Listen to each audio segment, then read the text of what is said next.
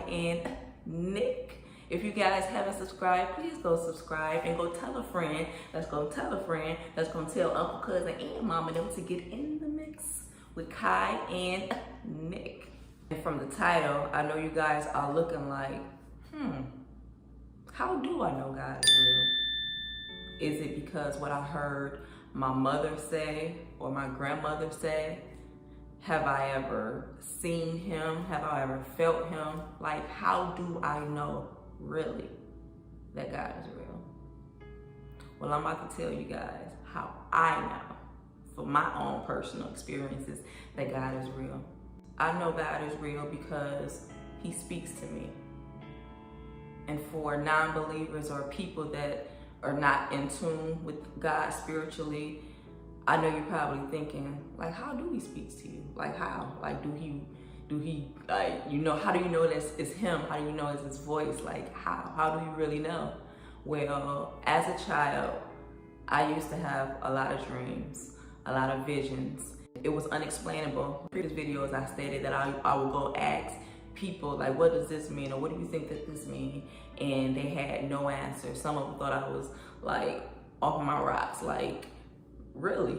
I never heard of that before, but he speaks to me in ways that I feel, because my mind is like a constant go. Day after day, I'm always thinking. I'm a thinker. And I feel that that's the time that he speaks to me most, is when I'm asleep, when I'm still, when my mind is clear, and he's able to throw things and show me things. Like, I have dreams about people that they may be going through a certain situation, and I had no idea in my waking life, but when I come up from a dream and I begin to pray for them, or I might send them a scripture, or I might send them a song, and they text me back like, you had no idea that I was actually going through this thing. Like, there have been plenty of times I sent off scriptures or sent off songs, or just calling to say hello or checking on somebody. They just like, you have no idea that I was going through this. Like, how do you know? Like, my auntie, I sent her something, like a couple of songs, and she would reply back, I don't know how you know this, but I needed this.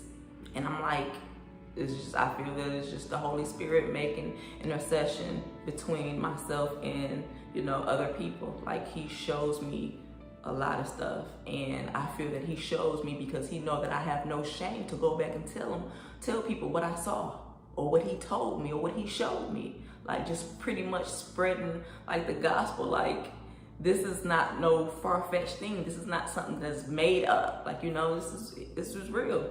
God gave me this responsibility as a server to pretty much spread his gospel. And I say that because, for an example, if I have to tell somebody something that I normally wouldn't say, but if God put it on my heart to tell them, like, tell them this, or tell them don't do that, or, do this or do that. And I always say that I don't want them to get mad at me, but I'd rather have them mad at me than God be mad at me, because what I could have said to them at the moment might have hurt them, but down the line spiritually, it helped them. And I don't want to have that blood on my hands when it's all said and done and we're standing in the line and he's looking at me like, I gave you a responsibility to tell this person that, or tell her, or tell him, and you never did. So by you not informing them, it caused them to astray, and I don't want that blood on my hands. I tell people that all the time, like, I don't want the blood on my hands. So what I'm telling you is strictly from God. It ain't from me, because at the end of the day, you wrong, you're gonna do what you want to do regardless. Just know that he told me to tell you this. I gave it to you, and you go from there. I'm just the messenger. Don't shoot the messenger. Please, though. It's several times I could have lost my life. Several times. And one specific, I remember I was younger, probably in my early 20s, and I was hanging with a guy. He was like kind of had a bad boy image, but we were all hanging out, and we pulled at a liquor store, and a car pulled alongside us, and the look in his eyes was like despair. Like, he looked at me like, who was that? I'm like, I don't know. And the cars was just like side by side, and I'm looking and thinking in an instant, like, I'm about to die. Like, you know, and my family gonna find me and they gonna be looking, people gonna be looking like, what was she doing in the car with him anyway, you know, like stuff like that. And in the instance, like, it could have been over, but the guy rolled the window down and obviously they knew each other and he all like, hey, oh, what up? I didn't know that was you or whatever. So in the instant, I'm thinking like, I could have been out of there, because I know people in several situations, especially in Michigan. I remember it was a time where young ladies were losing their lives like at the drop of a dime. Like they find them in abandoned houses, they finding them burned in back trunks of cars and stuff like that, and you know, finding them in open fields and stuff like that. So it's like, that could have been me a lot of times, you know what I'm saying? Like, it could have been me, wrong place at the wrong time, or hanging around the wrong people at the wrong time. So it's like, it could have been me. House fires could have lost my life. Car accidents could have lost my life. I know people that died like so young that they didn't even have a chance to live. You know what I'm saying? They never had a chance to live. Just like I told you, I was in the car with that guy. It could have been over for me, but I know somebody that didn't have that chance to rethink what they did and change their ways. You know, and I feel that God was with me every step of the way. Every step of the way. I know with some people, and my husband and I were talking about this, that didn't have the chance or didn't have God spare them the way he spared us. So if that's not God moving, I don't know what to tell you. I feel people don't want to hear things such as this because it's not going to go viral. It ain't drama or doing anything for them. You know, like I say, people feed off negativity. People feed off drama. So that's what they want. They want drama. And it's like, we don't do that. You know what I'm saying? We don't have time to do that. Like, we have a job to do. We were put here to do a job, and we're going to do just that. So I feel that I'm going to give it to you whether you want to hear it or not. What the Bible say, preach in season and out of season. We gonna do what we gotta do, whether they want to hear it or not. Because when it's all said and done, I never want nobody to say, I didn't know. Why didn't nobody tell me? I didn't know. So I don't want them to use that excuse. People don't intune themselves into stuff such as this that will help them along the way, and they can help others. They want drama. They want something to go viral. They want to do something stupid, you know, and put themselves in that, you know, in that light. And it's like, for what? 10 seconds of fame? Like, really? Like, is it really that bad the way you're willing to stoop to any level to be, you know, seen or heard? It's not worth it. It's really not. I'm gonna just let you guys know right now, it's not even worth it. There was also a young man that my husband and I were still praying for.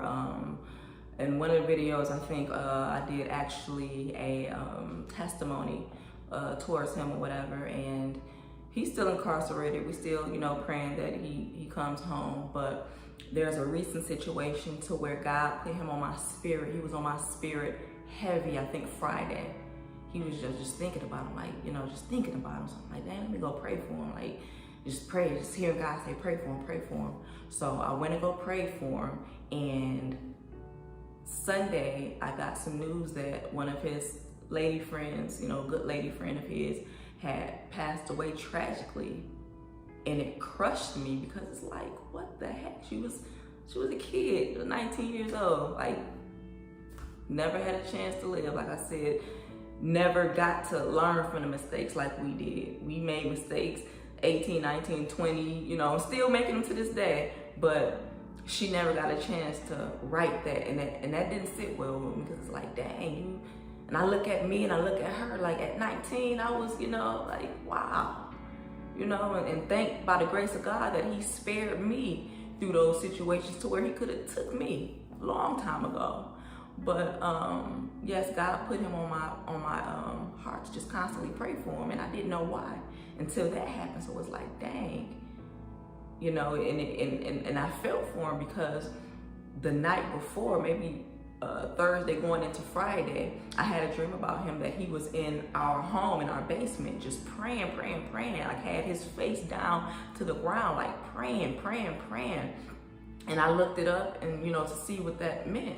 And I know the basement of a home represents humbleness, like you at your lowest. You at your lowest.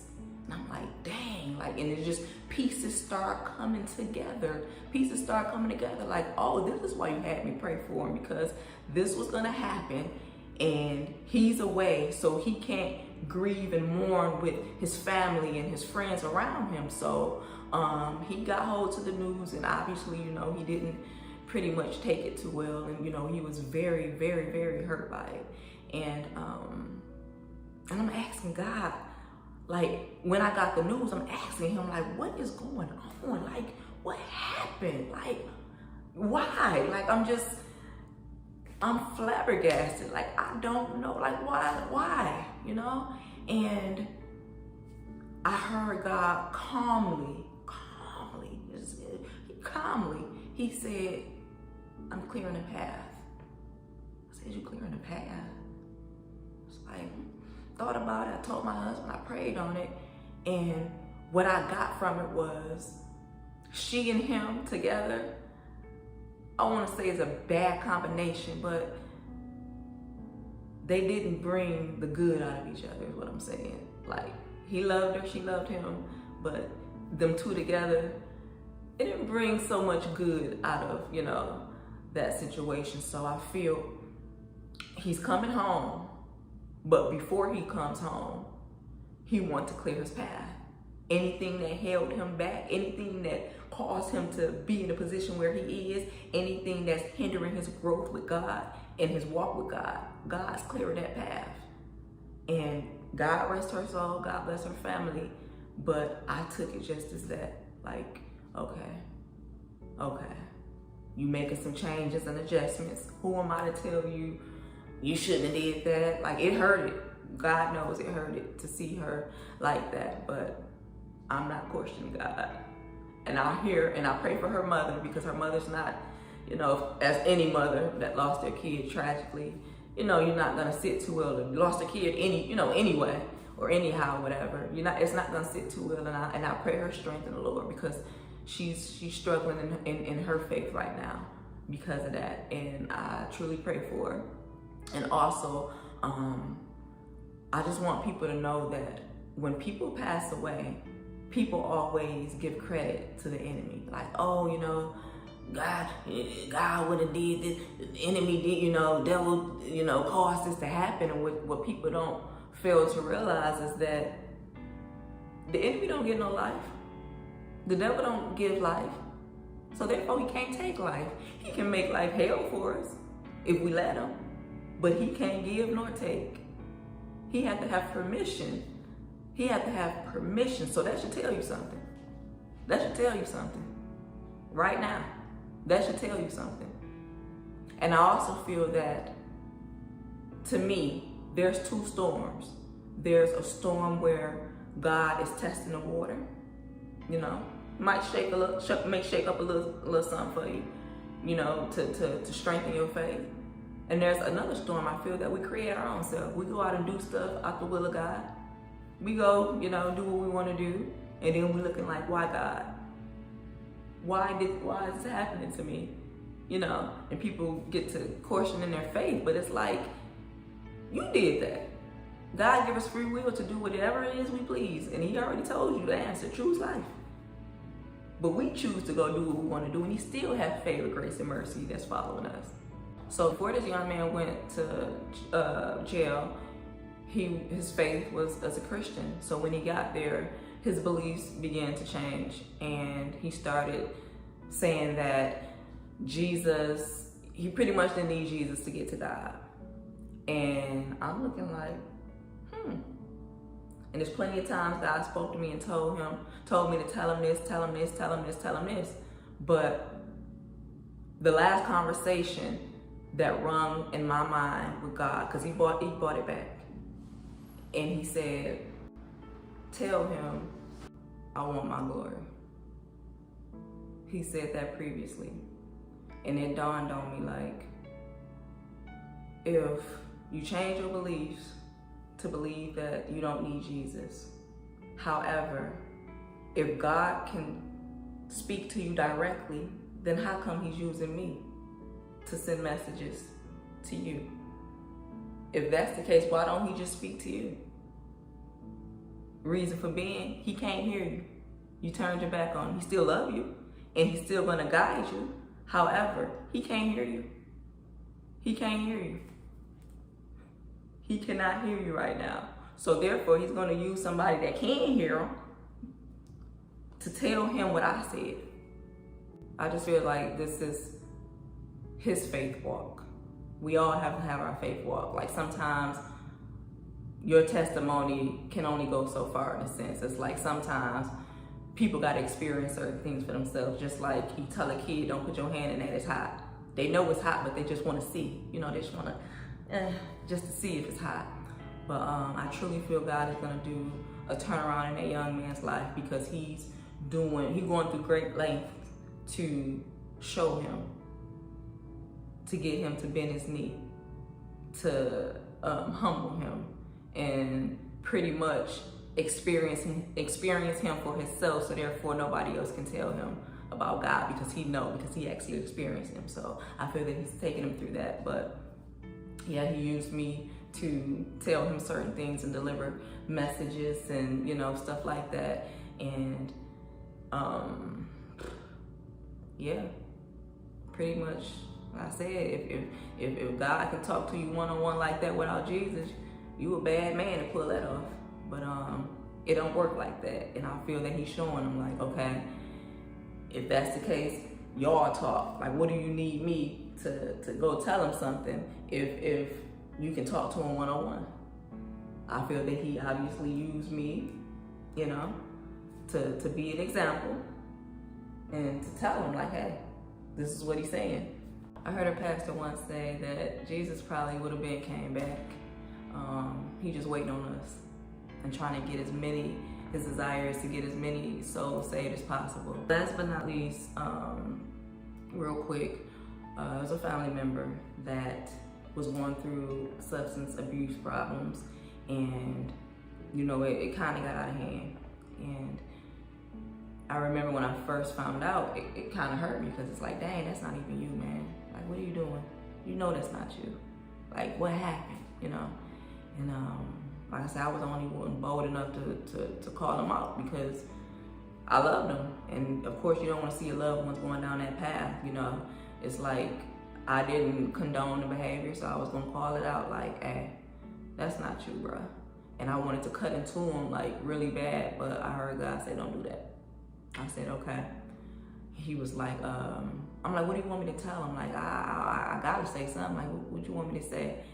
And I remember having a dream, and I had a dream that he and I were sitting on my mom's couch, and I was, you know, flowing and talking. Okay, this is what God must, you know, want me to say. So when I seen him in church that Sunday, and he was heading out the door, and I pulled him aside, like, come here. I said, look, I said, God said, tell you that if you don't stop doing what you're doing, you're not gonna live to see another birthday. And he also said, you see what this has done to relatives, uncles, you know, friends, like, you see what it has done to them. So stop, cut it out. And I remember his eyes getting like buck, like quarters just open, like, oh my, he's like, who said? I'm like, God said that, man. And he was like, all right. So I remember maybe a month or two after that, he came to me happy. Like, I don't do that no more. You know, I'm good. You know, and I was proud of him. Like, okay, you know, that's what's up. Keep it going or whatever. And I think around 2020, late 2019, early, he ended up obviously slipping back, you know, backtracking, and he was due to go out of town with his family, his mom and him, and the day before he's supposed to leave, they couldn't find him. So he like, okay, call him around, you seen him? Like, So it got to the point where they were about to put out a report, and Lord behold, before they did that, they found him in a vacant house next door to the family house, to my family house. Found him there. They've been looking for him for 2 days, and that's where he was, deceased.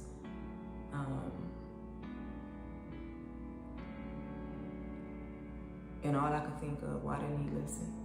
You know, why didn't he listen? You know, I possibly thought, you know, down the line, obviously wasn't going to leave, but I thought that God was going to spare him and he was going to change his life around, turn his life around. But, you know, it didn't go that way. And I think June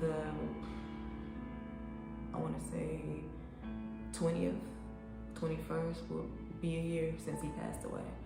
And like God said, he didn't make it to see that birthday.